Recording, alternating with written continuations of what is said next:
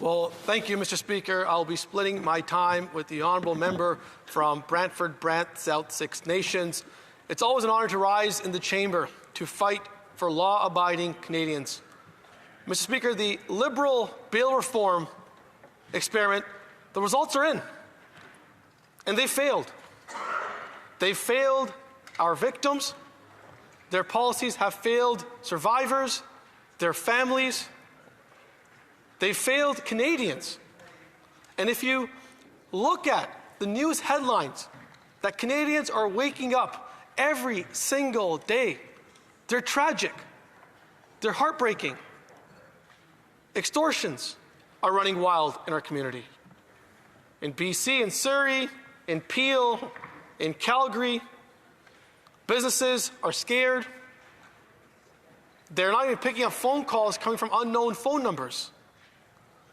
We hear stories about broad daylight shootings, of murders, of a grandmother who went out to buy groceries, randomly stabbed and killed on the streets. A grandmother, 70-year-old, out to buy groceries, killed. We have violent carjackings, home invasions. The place you're supposed to be the most, your own home, Mr. Speaker. That is supposed to be your castle. That is supposed to be where you can stay in peace, raise your family, live life. And now those areas are being targeted by repeat violent offenders. Crime is up thanks to their failed Liberal policies. Thanks to bills like C-75 and C-5, they've allowed repeat violent offenders to terrorize our communities over and over and over again. It's their decisions. It's their policies. I know they love to deny and deflect and distract Canadians from their failed record, but they're responsible. In 2019, when they brought in C-75, they codified the principle of restraint. The principle of restraint clearly says that judges, justice of peace officers will release on the least restrictive conditions at the earliest opportunity. That is a decision they made. They took that action. They presented that to Parliament. And Conservatives voted against that then, and we're against that principle today. Every single day that goes by, 1,600 violent crimes happen in our country. Just in one day. Wow. 1,600. And if you do the math, that's almost one per minute. One Canadian per minute falls victim to violent crime in Canada because of their failure to act. And Canadians are scared. They're terrified. They're afraid to go on that evening walk in their neighborhood. I have seniors in Oxford County who can't even go to the bank without seeing security, without being nervous. That is not the Canada that my parents came to. That is not the Canadian dream that newcomers or folks that have been living here for generations love.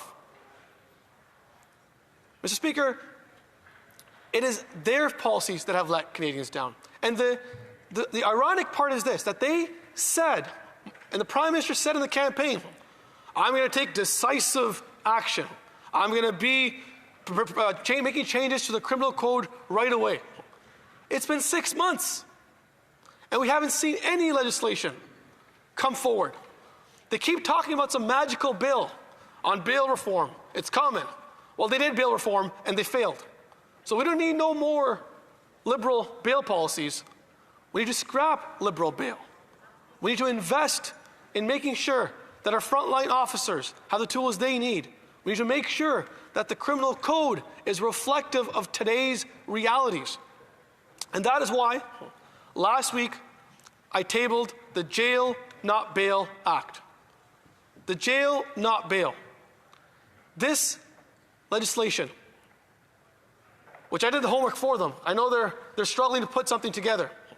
This bill came together from consultation and support from right across our country, from Yukon Whitehorse all the way to the East Coast. I've met with law enforcement, dozens of police unions, along with my colleague from Brantford Brant, South Six Nations, and others in my Conservative team. We've met with victim advocacy groups. I've met with the families of victims. I've sat at their tables and had conversations. And they've cried because this stuff is preventable. We didn't have to be here today. Our bill has feedback from Crown prosecutors, from defense lawyers, from the legal community. And more importantly, we have tens of thousands of Canadians who are signing up our petition demanding this government finally wake up, end the madness, and restore safe streets in our country again. And our Opposition Day motion is important so we could pass Bill 242, the Jail Not Bail Act, as soon as possible. We want them to get out of the way. Stop blocking safe communities. Stop delaying, stop denying. Stop chasing photo ops and media headlines. Instead, focus on fighting crime for our Canadians. And we've seen this not just in the big cities. Crime is now coming to rural Canada. Businesses are being affected. There's an economic cost. There's a emotional, social, security cost that's being added on. And no one's seen this level of crime before. And that is why my Jail Not Bail Act will repeal the principle of restraint that the Liberals brought in. We will introduce a principle of public safety as the primary consideration for bail decisions. Let's put the rights of law-abiding Canadians first, not the criminals like they've been doing for the last number of years.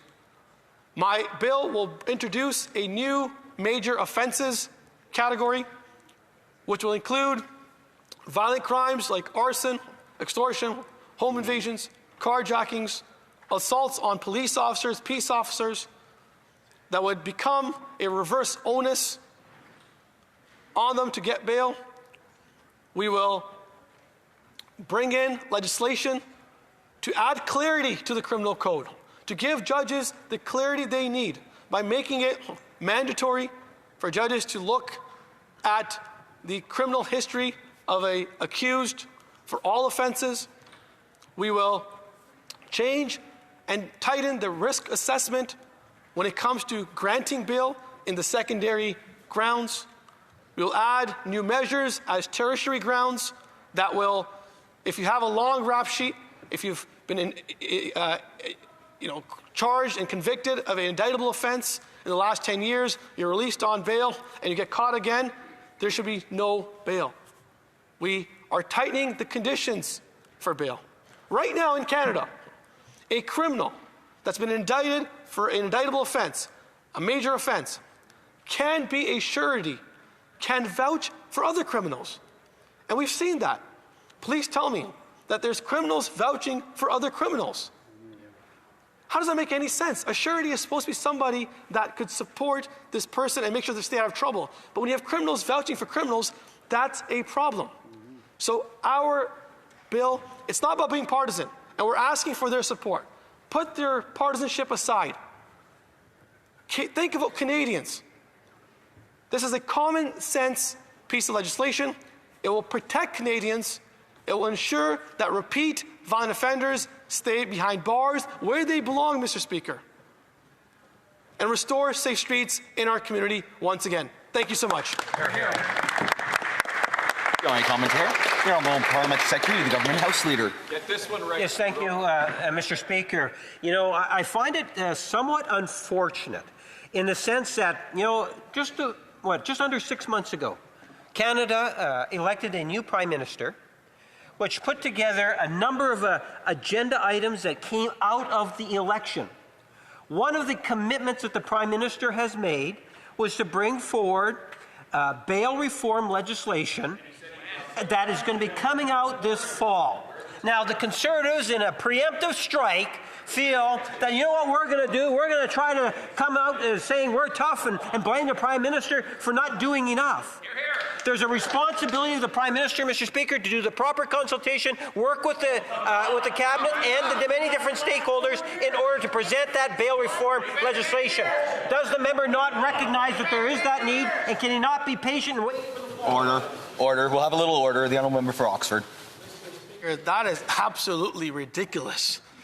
The Prime Minister, who was supposed to be this new, shiny Prime Minister, promised to get changes done right away. In his own words, he said he'll be decisive. Every single day that goes by, Mr. Speaker, 1,600 people are victims of crime. The member talks about being patient. He wants us to be patient when people are dying in this country. Shame on them.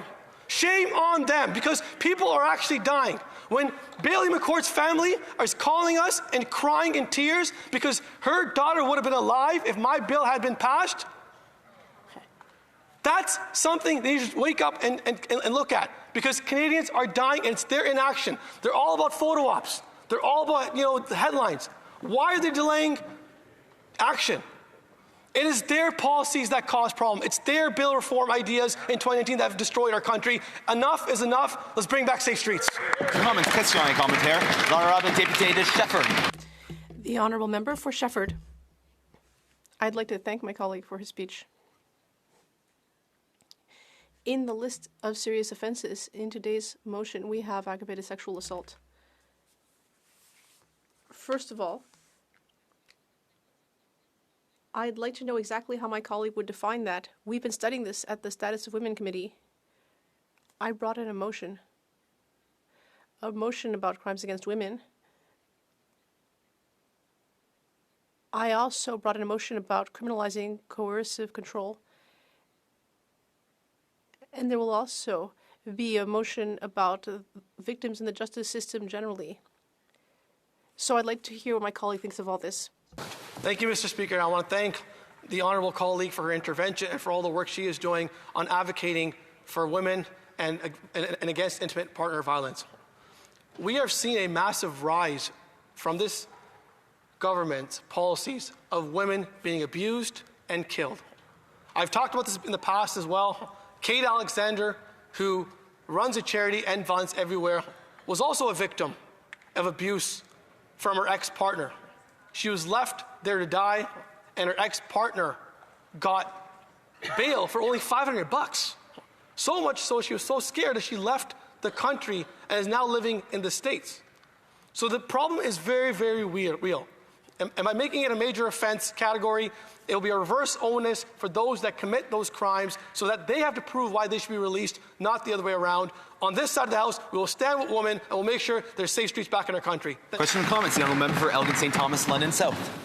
Thank you, Mr. Speaker, and I'm very grateful to my colleague from Oxford for his work on this. I know when he was talking about the Bailey McCord case, there was some groaning from the Liberal side of the aisle, which is, I think, very offensive, as it is to all victims of crime and their families, especially when we know of tangible changes in law that can improve this situation and legitimately save lives. And I wanted to ask my colleague, because his riding of Oxford is right next to mine, and I know he has a lot of rural communities, as I do. And we have seen in these rural communities a decline in feelings of safety and security. And I wanted to ask if he could speak to that and what that means and what this bill will do for them.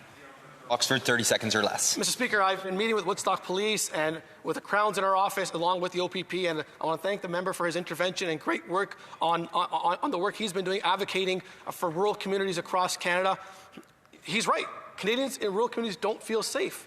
Once safe communities, once safe neighborhoods are now being targeted by repeat violent offenders. Just in Plattsville, 20 minutes from my place, we had a repeat violent offender break and enter a home and bash a car and take that car away. This is now becoming the norm, whether it's rural communities like Oxford or if it's big cities like Toronto.